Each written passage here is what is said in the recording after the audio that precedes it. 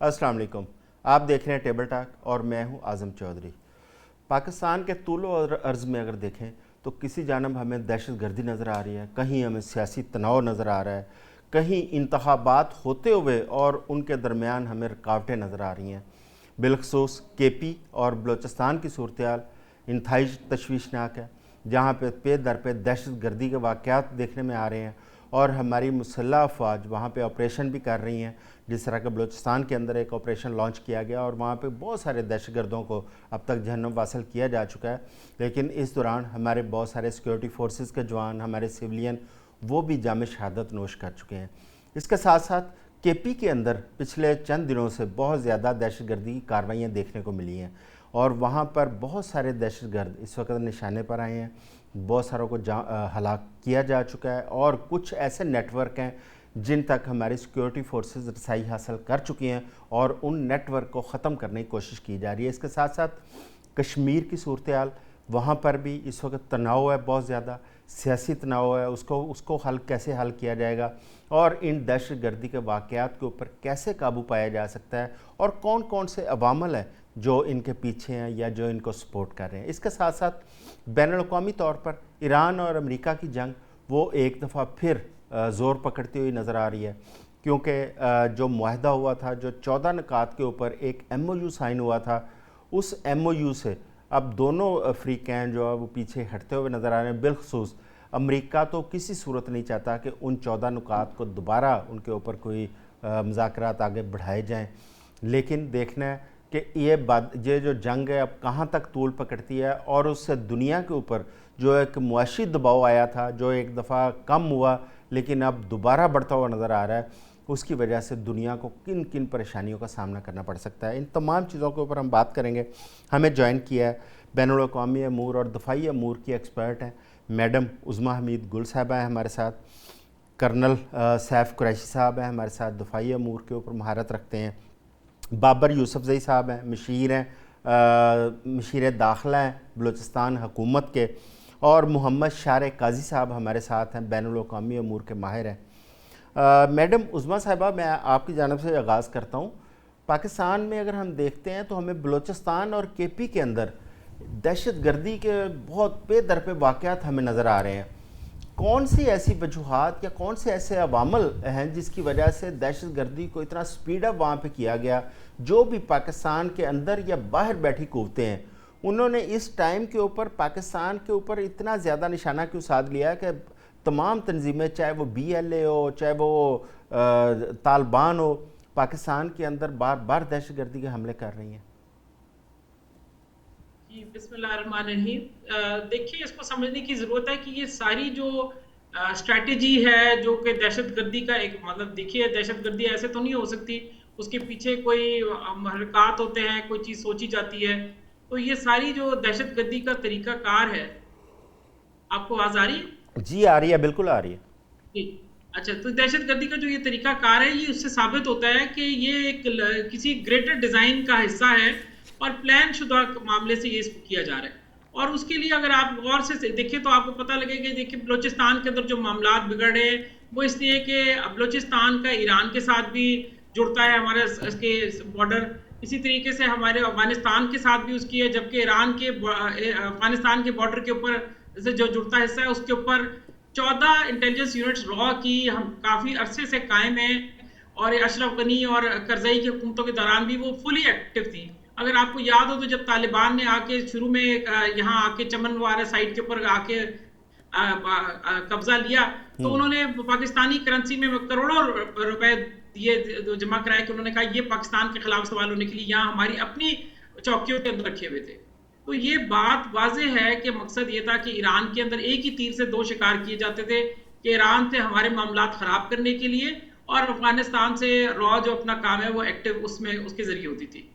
जबकि KPK में तो अफगानिस्तान का मामलात इतने बिगड़ गए, जब देखिए अफगान शहरी रहा करते थे या यहाँ लोग रहा करते थे, उस वक्त तो इतनी ज़्यादा नहीं थे। अब इतना ज़्यादा जो इनका रवैया बढ़ गया, ख़तरनाक हो गया। तो वो भी इसी ग्रेटर डिज़ाइन का हिस्सा है कि पाकिस्तान को किसी सूरत भी इस्तेहकाम ना आने दिया जाए, क्योंकि अगर पाकिस्तान में इस्तेहकाम आता है, सियासी इस्तेहकाम भी आ जाएगा, माशी इस्तेहकाम भी आ जाएगा, तो फिर पाकिस्तान किसी के काबू की चीज़ नहीं होगा।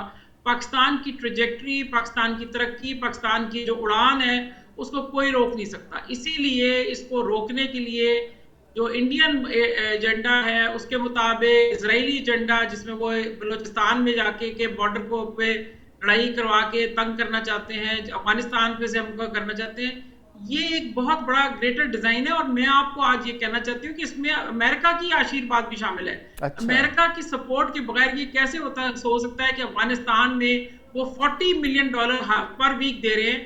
وہ ذرا سی چیز میں ایک گھٹیا بلیک میلر کی طرح دنیا کو بلیک میل کرتا ہے امریکہ. اور پاکستان سے اگر اس کی ہمدردی ہوتی یا پاکستان کے اس گریٹر ڈیزائن کا وہ حصہ نہ ہوتا خلاف، تو وہ یہ $40 ملین کے بند کرتا، ان کو ان کے تمام یہ جس کو کہتے ہیں ٹیپ بند کر دیتا. مگر وہ امریکہ کے دیکھ لیں جس طریقے سے BLA کے خلاف انہوں نے کیا کہ جب UN کے اندر چائنا نے اور پاکستان نے قرارداد موو کرنے کی کوشش کی تو اس کو ویٹو امریکہ نے کیا. گریٹ برٹن نے اس کو پرپوز کیا کہ ابھی ان کو مزید ہمیں ایویڈنس چاہیے اور انہوں نے آ کے امریکہ نے ویٹو کر دیا. بالکل ٹھیک. تو یہ ساری جو تین جو سازشی مسلط میں اس کو کہتی ہوں کہ یہ ایول ڈیزائن ہے تین پارٹیوں کا، یہ مل کے یہ پاکستان کو ڈی اسٹیبلائز کر کے رکھنا چاہتے ہیں، پاکستان کی نیوکلیئر سے اور پاکستان کی فوج سے اور پاکستان کی ترقی سے وہ خائف ہیں. بالکل ٹھیک ہے. بابر یوسفزئی صاحب، بلوچستان اس وقت وہاں پہ سب سے زیادہ کشیدگی نظر آ رہی ہے، اور بلوچستان میں ایک جانب تو دہشت گرد وہاں پہ برسر پکار ہیں جس طرح کہ BLA ہو گئی یا TTP ہو گئی، دوسری جانب ہمارے اپنے لوگ بھی وہاں پہ پریشان نظر آ رہے ہیں، جس طرح کہ پولیس کے جو جوان شہید ہوئے ان کے لواحقین دھرنا دیے بیٹھے تھے. تو کیا وجہ ہے اپنے لوگ کیوں اسٹیٹ کے خلاف اس وقت دھرنا دے کے بیٹھے ہیں، یا اسٹیٹ کی جانب سے کوئی ایسا اقدام کیا گیا کہ ان کے جو گریوینس ہے یا ان کی جو تکالیف ہیں اس کو ختم کیا جا سکے؟ چودھری صاحب، سب سے پہلے آپ کا بہت شکریہ. دیکھیں کہ جیسے عظمیٰ گل بتا رہی تھیں کہ بلوچستان کے ساتھ جو ہے نا افغانستان کا اور ایران کا 2100 کلومیٹر سے زائد رقبے کے اوپر بارڈر لگتا ہے. ایک تو انوالومنٹ بہت زیادہ ہے، فتنۃ الخوارج، فتنۃ الہندوستان افغانستان سے آتے ہیں، اور بالکل یہ گریٹر ڈیزائن کا ایک حصہ ہے، گریٹر ڈیزائن کی ایک اسٹریٹجی ہے، پلاننگ ہے کہ انہوں نے پاکستان کو جو ہے نا ڈی اسٹیبلائز رکھنا ہے، انہوں نے بلوچستان کو ڈسٹرب رکھنا ہے. انہیں پتہ ہے کہ بلوچستان اگر ترقی کرے گا پاکستان ترقی کرے گا. ہمارے پاس جو ہے نا مائنز اینڈ منرل میں بڑا اسکوپ ہے، گوادر، سی پیک، ریکوڈیک، سیندک، یہ ایسے پروجیکٹس ہیں جو پاکستان کو معاشی طور پر بہت زیادہ مضبوط بنا سکتے ہیں. آپ نے بات کی کہ وہ دھرنا الحمدللہ ابھی ختم ہو گیا ہے، وہ ہمارا تھوڑا ڈیڈ لاک تھا، لیکن ابھی الحمدللہ ہمارے مذاکرات کامیاب ہو گئے. لوائقین کے جو ہے نا کچھ ایسے کچھ چیزیں تھیں، ان کے گریونسز تھے، کچھ مطالبات تھے جسے حکومت نے مان لیا ہے، منظور کر لیا ہے. ہمارے شہید ہیں، پولیس کے شہید ہیں، ہمیں ان کے اوپر فخر ہے، انہوں نے قربانی دی ہے اس ملک کے لیے. اور انہیں دیکھیں شہید کرنے والے جو ہے یہ فتنۃ الخوارج کے دہشت گرد تھے، تو فتنۃ الخوارج کے دہشت گردوں نے انہیں شہید کیا ہے. وہ ہمارے لیے تو آنر ہے کہ انہوں نے آخری گولی تک ان فتنۃ الخوارج کا مقابلہ کیا. وہ دھرنا ختم ہو گیا ہے، لیکن بلوچستان کے جو ڈائنامکس ہے اسے سمجھنے کی ضرورت ہے. بلوچستان پاکستان کا سب سے بڑا صوبہ ہے، رقبے کے لحاظ سے پاکستان کا سب سے بڑا صوبہ ہے، بارڈرز لگتے ہیں، انوالومنٹ بہت زیادہ ہے. اور گزشتہ سال مارکا حق میں کامیابی کے بعد جو ہے وہ انوالومنٹ واقعی میں بہت زیادہ ہو گئی ہے. جیسے عظمیٰ گل صاحبہ بتا رہی تھیں، کلبھوشن یادو جب اسے گرفتار کیا گیا اس نے اس بات کا اعتراف کیا، اسے بلینز آف ڈالرز دیے گئے تھے کہ اسے جا کر بلوچستان کا امن خراب کرنا ہے، بلوچستان میں دہشت گردی کروانی ہے، یہاں پر مقامی لوگوں کو اپنے ساتھ ملانا ہے، فیسیلیٹیٹر بنانا ہے.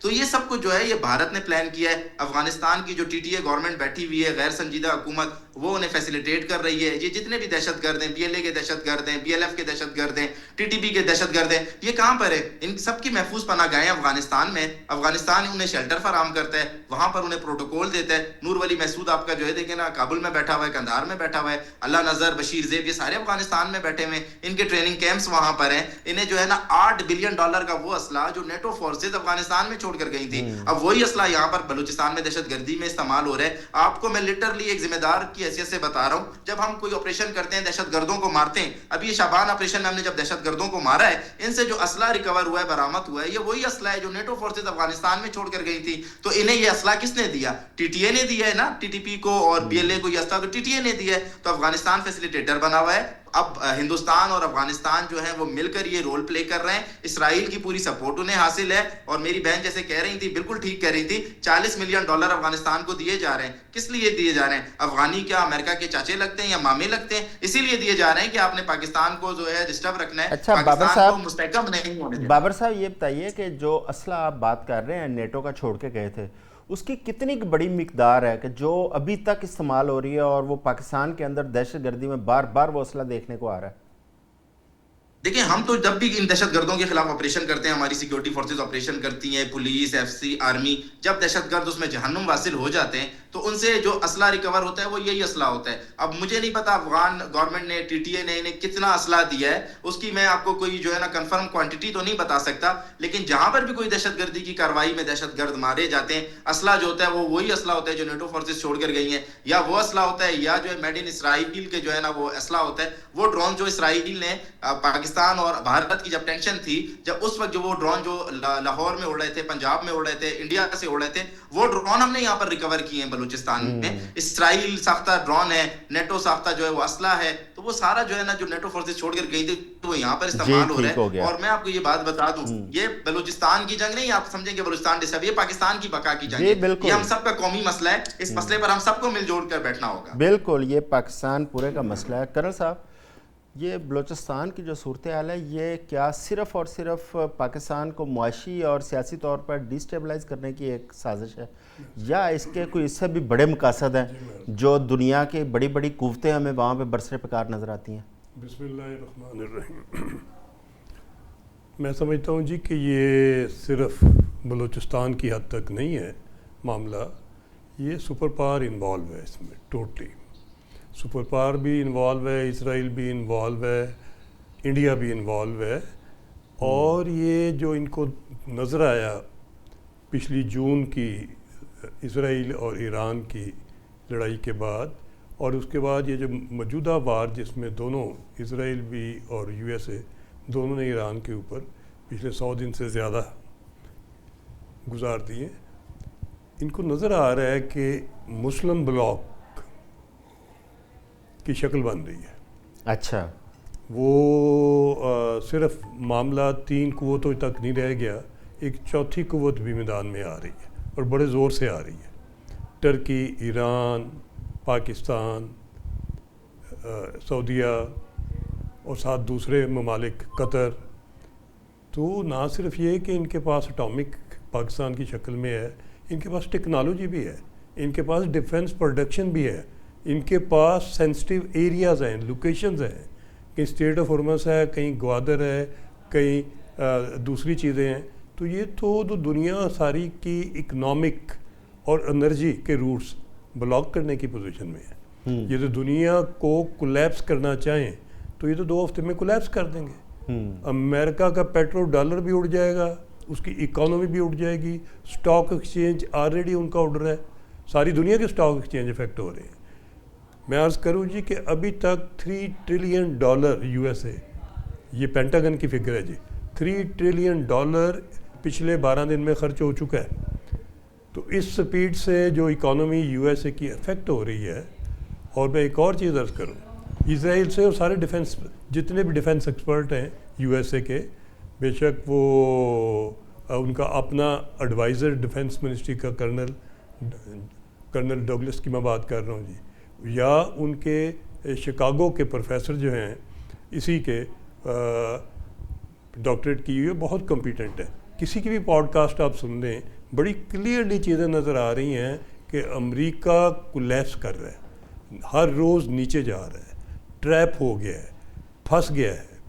وہ 45 نہیں, ہم اس پہ آتے ہیں ایران اور امریکہ کی لڑائی پہ. میں بلوچستان پہ چاہ رہا تھا کہ بلوچستان میں اعظم صاحب عرض کروں کہ جو کام کرنے والے تھے, اچھی بات ہے کہ ہمارے دوست ان کے بلوچستان گورنمنٹ کے ادھر ہیں. میں پوچھنا چاہوں گا کہ جب یہ سمجھتے ہیں کہ یہ اسلحہ جو ہے یہ امریکن ہے, انہوں نے پکڑ بھی لیا, ان کو یہ بھی پتہ ہے 40 ملین ہر ہفتے آتے ہیں, آپ کو ساری چیزیں پتہ ہے سی آئی اے کی انوالومنٹ کی, اور شاید آپ کو یہ بھی پتہ ہوگا کہ پچھلے 2 مہینے میں کتنی نئی ریکروٹمنٹ ہوئی ہے, کتنے نئے بیسز ایکٹیویٹ ہوئے ہیں. اور یہ بھی پتہ ہوگا کہ یہ صرف طالبان کا آپریشن نہیں ہے, یہ تو پچھلے 4-6 مہینے سے جب سے جنگ لگی ہے اس وقت کے آپریشن پلان ہوئے ہیں.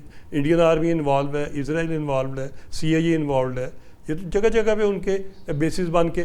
تو یہ سارا کچھ جب پتہ ہے تو پھر ہماری گورنمنٹ نے یو ایس اے کی پچھلے 2 ماہ میں بہت خدمت کی ہے, دن رات کی ہے.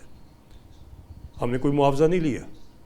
ہمیں جو 78 ایئر کا رگڑا لگا ہوا ہے, اور ہمارے جو واجبات ہیں, جو ہماری اکانومی کا ہے, ہمیں آئی ایم ایف کے حوالے کر کے جو ہر روز رگڑا دیا جا رہا ہے, ہمیں تو کچھ نہیں ملا, تو کم از کم یہ جو ٹیررزم ہمیں دہشت گردی کے حوالے کیا ہوا ہے, ہمیں جو ایران کے ساتھ نتھی کر کے پچھلے 46 ایئر سے جو سینکشن کی سزا مل رہی ہے بارڈرز پہ, سمگلنگ کی مل رہی ہے, اور ابھی جو آپ لوگوں نے ہمیں پہلے سندور 1 میں آپ لوگوں نے انڈیا کو استعمال کیا, جب اللہ تعالیٰ نے ہمیں اس سے محفوظ کیا, تو ابھی آپ نے ہمیں دہشت گردی, آپ نے جانا تھا ایران میں فیز 2 کے لیے, اور آپ نے ادھر ہمیں یہ بائی ڈیزائن پاکستان کو پن ڈاؤن کیا گیا ہے. ایک کوئی دن ایسا نہیں جاتا جس میں اٹیک پلان نہیں ہوئے, ان کی ریکی نہیں ہوئی, جگہیں دیکھی نہیں ہوئی, پن پوائنٹ جگہ کے اوپر روزانہ اٹیک لانچ ہوتا ہے. بالکل. ابھی قاضی محمد شارع قاضی صاحب ہمارے ساتھ ہیں, ڈاکٹر ہیں. قاضی صاحب, آپ نے گفتگو سنی, ابھی کرنل صاحب کی سنی, باقی مہمانوں کی بھی سنی. اب بلوچستان کے اندر جس طرح کے بیرونی قوتوں کی انوالومنٹ, بالخصوص جو اسرائیل کی انوالومنٹ نظر آ رہی ہے, کے پی کے وزیر اعلیٰ نے دعویٰ کیا ہے کہ وہاں پہ بھی کوئی ایسی ہی ان کو انوالومنٹ نظر آ رہی ہے, گورنر نے, فیصل کریم کنڈی صاحب نے, اور انہوں نے یہ مطالبہ بھی کیا ہے کہ وہاں پہ بھی اسی طرح آپریشن شبان کی طرح کا ایک آپریشن لانچ کرنے کی ضرورت ہے. اچھا, ایک تو اس چیز پہ روشنی ڈالیے گا, کیا یہ اسرائیل کی انوالومنٹ ہو سکتی ہے اور کس حد تک ہو. دوسرا, بلوچستان کی بالخصوص اس وقت اس خطے کے اندر بین الاقوامی طور پر اگر ہم دیکھیں اس کی اہمیت کیا ہے کہ پوری دنیا کی نظریں بلوچستان کے اوپر لگی ہوئی ہیں. جس طرح مشرق وسطیٰ کا اگر ہم دیکھتے ہیں تو اس کے ساتھ جڑا ہوا خطہ ہے ہمارا بلوچستان. جی بہت شکریہ اعظم صاحب. اس کو 2-3 نظریات سے دیکھنا پڑے گا. پہلا تو یہ ہے کہ افغانستان کے اندر جو بھی حکومتی ڈھانچہ افغانستان میں اس وقت قائم ہے, اس حکومتی ڈھانچے کے پاس اس وقت 2 بنیادی مقاصد ہیں جن کو اس نے استعمال کرنا ہے. پہلا تو یہ ہے کہ اس کو انٹرنیشنل لیول پہ ریکگنیشن چاہیے کہ اس کو بین الاقوامی سطح پر تسلیم کیا جائے. اب اس کو تسلیم کرنے کے لیے جو شرائط رکھی گئی تھی وہ شرائط ان کو قابل قبول نہیں ہیں. دوسرا یہ ہے کہ ان تمام لوگوں کا جو اس وقت برسر اقتدار ہیں افغانستان میں, ایک معاملہ جڑا ہوا ہے ان تمام نان اسٹیٹ ایکٹرز کے ساتھ, ان تمام دہشت گرد اور شدت پسند تنظیموں کے ساتھ جو اس خطے کے علاوہ بھی کہیں سے آپریٹ کر رہی تھیں, اور وہ افغانستان میں آماجگاہ بنانے میں کامیاب ہو گئی. اب میں بابر یوسفزئی صاحب کی بات کو آگے بڑھاتا ہوا اگر تھوڑا سا کچھ اسٹیٹسٹکس دیتا چلوں تو امریکی حکومت خود یہ تسلیم کرتی ہے کہ 3 لاکھ سے اوپر اسمال آرمز اس وقت افغانستان میں موجود ہیں جو وہ چھوڑ کے گئے تھے. 40,000 کے قریب ان کے پاس وہیکلز موجود ہیں. $7.1 ارب کے قریب یہ اسلحہ ہے. CNN کے کچھ نمائندے آج سے گزشتہ سال پاکستان آئے, انہوں نے آ کے KPK سے ہونے والی دہشت گرد کارروائیوں میں جس اسلحے کی نشاندہی کی وہ پینٹاگون سے ٹریس بھی ہوا, اور کئی بار امریکی حکومت نے تسلیم کیا کہ اس اسلحے کو صرف لیوریج کے طور پہ استعمال نہیں کیا جا رہا بلکہ جو غیر قانونی تجارت کی جاتی ہے اس میں بھی یہ اسلحہ دہشت گردوں, شدت پسندوں اور ان تمام ٹیررسٹ اور کرمنلز کے ہتھے چڑھ جاتا ہے جو پھر اس کو جو بھی مقاصد ہوں اس کے لیے استعمال کریں گی. ہمیں یہ چیز ذہن میں رکھنی ہے کہ گنز فار ہائر ہیں, ان کو جو قیمت دے گا یہ اس کے مقاصد کو پورا کریں گے, اور ان کا اپنا مقصد وہ معیشت ہے جس معیشت پہ یہ کبھی نہیں چاہیں گے کہ کوئی حکومت اپنا کنٹرول رکھے یا اس کو واچ کرے. اور یہ جو انلیگل ٹریڈ ہے یہ تو سوویت افغان وار سے چل رہی ہے, اور کئی روٹس ایسے تھے جن کی نشاندہی پاکستان نے کر کے ان کو پلگ کر دیا. کئی روٹس ایسے ہیں جو مسلم ممالک سے ہو کر آتے ہیں, کئی روٹس ایسے ہیں جن کو نیا بنا لیا گیا ہے. اور میں اپریشیٹ کروں گا بلوچستان حکومت کو کہ وہ جن وسائل کے اندر ان چیزوں کو پلگ کرنے کی کوشش کر رہی ہے وہ بھی قابل تعریف ہے, لیکن اس کے لیے قومی سطح پر 2-3 چیزوں کو ریئلائز کرنا پڑے گا. پہلی یہ کہ اگر ہم دنیا میں ہونے والے ہر واقعے کو کسی نہ کسی بین الاقوامی سازش کے ساتھ یا کسی نہ کسی بین الاقوامی سپر پاور پالیٹکس کے ساتھ جوڑ لیتے ہیں تو بلوچستان میں ہونے والے واقعات بھی شاید اسی طرح جوڑے جا سکتے ہیں. اور میں شاید سے بڑھ کر آگے جاؤں گا کہ حکومت بلوچستان اور حکومت پاکستان کئی بار پچھلے کئی دہائیوں سے ایویڈنسز پرووائڈ کر رہی ہے کہ ایسا ہو رہا ہے. نمبر 1. نمبر 2, بلوچستان کی اہمیت صرف ساؤتھ ایشیا کی اہمیت نہیں ہے, اس میں سینٹرل ایشیا بھی شامل ہوگا, اس میں مڈل ایسٹ بھی شامل ہوگا, اس میں بین الاقوامی تجارت بھی شامل ہوگی.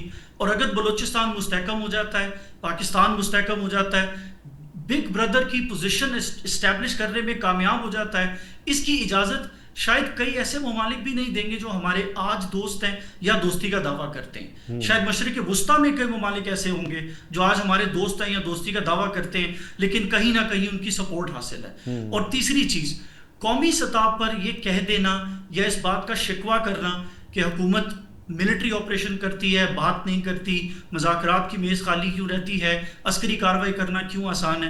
بہت تحمل کے بعد, بہت مواقع فراہم کرنے کے بعد, بہت زیادہ برداشت کے بعد یہ فیصلے کیے جاتے ہیں. یہ ایک دن میں اتنا بڑا ملٹری آپریشن ڈیزائن نہیں کیا جا سکتا. اس میں کئی ممالک کو کئی بار شواہد فراہم کر دیے گئے, کئی بار یہ کہا گیا کہ سندور 2.0 یہی اسی کا نام ہے. کئی ممالک کا نام ہم نہیں لیتے لیکن ساتھ یہ کہتے ضرور ہیں کہ ان لوگوں کا اگر کوئی ایکٹیو رول نہیں ہے تو ایٹ لیسٹ کوئی پیسیو رول ضرور ہے. اور قومی سطح پہ اس چیز کو ریئلائز کرنے کی ضرورت ہے کہ بلوچستان کے اندر عدم استحکام کا فائدہ اس خطے میں جس کو بھی ہوگا وہ پاکستان کا دوست نہیں کہلا سکتا. آپ اس کو بین الاقوامی تجارت سے جوڑنا چاہیں جوڑ سکتے ہیں, آپ اس کو بین الاقوامی عسکری اسٹریٹجی کے ساتھ جوڑنا چاہیں آپ جوڑ سکتے ہیں, آپ اس کو ڈپلومیسی کے ساتھ جوڑنا چاہیں آپ جوڑ سکتے ہیں. اس کا حل قومی سطح پر ہی نکلے گا اور وہ اسی صورت نکلے گا کہ ہم اپنے آپشنز کو صرف ٹیبل پہ نہ رکھیں بلکہ ان کو جسٹیفائی بھی کریں. بالکل امریکہ جو اسلحہ افغانستان میں چھوڑ کے گیا, اعظم صاحب میں اس پہ تھوڑا سا وقت دوں گا, امریکہ جو افغانستان میں اسلحہ چھوڑ کے گیا وہ یہ تسلیم کرتا ہے کہ اس اسلحے کا ہاف سے زیادہ اس وقت کہیں بھی اکاؤنٹڈ فار نہیں ہے. طالبان حکومت خود تسلیم کرتی ہے کہ 50 to 55% وہ اسلحہ ہمیں نہیں پتا کہاں گیا, ہمیں اندازہ ہے وہ اسلحہ کہاں پہ ہے.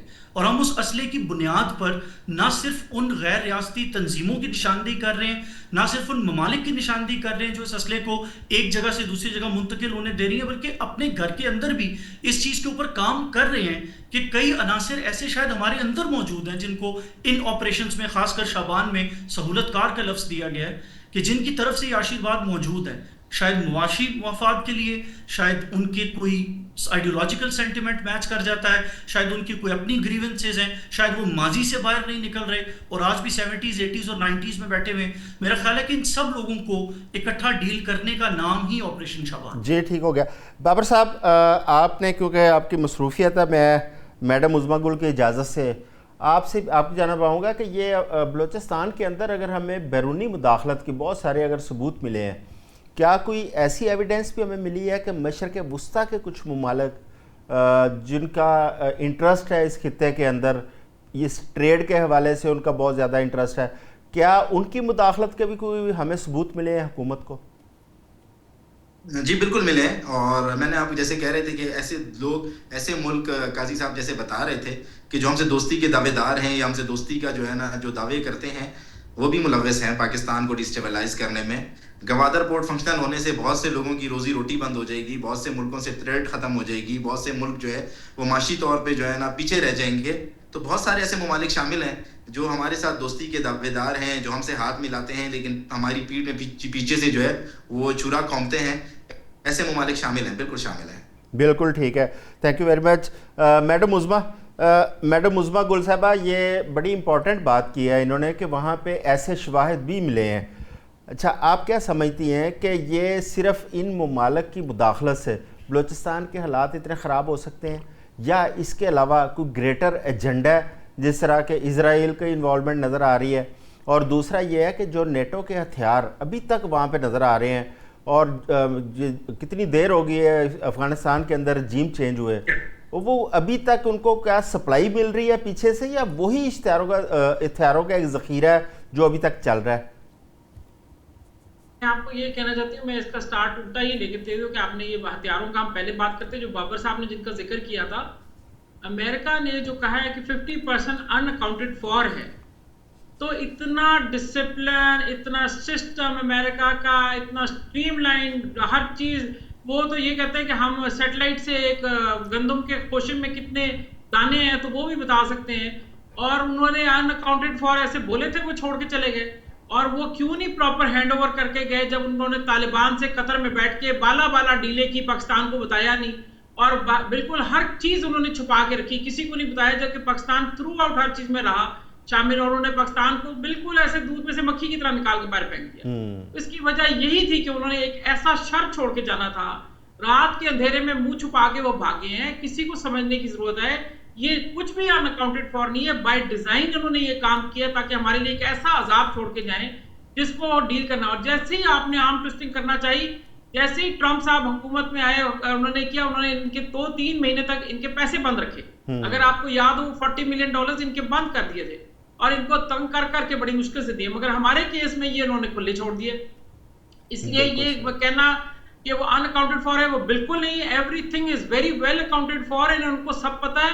انہوں نے بائی چوائس مختلف گروپس کے ساتھ ڈیل کیا ہے. جب دل چاہتا ہے یہ ناردرن الائنس کے ساتھ ڈیل کر لیتے ہیں، جب دل چاہتا ہے یہ طالبان کے ایک گروپ کے ساتھ ڈیل کرتے ہیں، کیونکہ ان کی میں کوئی شرم، کوئی ایگو، کوئی چیز نہیں ہے، کیونکہ ان کا مقصد جو ہے وہ فوکس ہے وہ پاکستان کی نیوکلیر کیپیبلٹی ہے. بالکل اور ٹھیک یہ ہے. اسی کی پیچھے کر رہے ہیں. اب دوسری چیز جہاں آپ کہہ رہے ہیں کہ ہمارے خلیجی ممالک ہیں، میں آپ کو نام لیے بغیر ایک خلیجی ملک کا یہ کہتی ہوں کہ جس نے ایک آزاد کشمیر کا نقشہ جب بنایا تو اسے انڈیا کے نقشے میں دکھا دیا.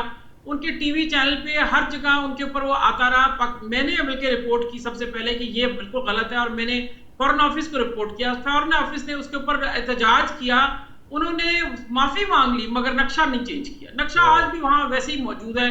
آپ آزاد کشمیر کو انڈیا کا حصہ دکھا رہے ہیں. اسی طرح ایک دوسرا خلیجی ملک ہے جس کا یہ حال ہے کہ وہ اسرائیل کی آؤٹ پوسٹ بنا ہوا ہے. وہاں تمام جتنے بھی زائنسٹ ہیں وہ جا کے وہاں پراپرٹیز خریدتے ہیں. وہاں ان کو ویزا، آپ یقین کیجئے کہ ویزے کے بغیر آنے کی اجازت ہے. یعنی کہ اگر آپ اس ملک میں چلے جائیں ایز اے پاکستانی اور آپ کو کوئی مار دے تو وہ ثابت نہیں کر سکتے کہ کس نے مارا ہے، کوئی اس کا ریکارڈ نہیں ہے.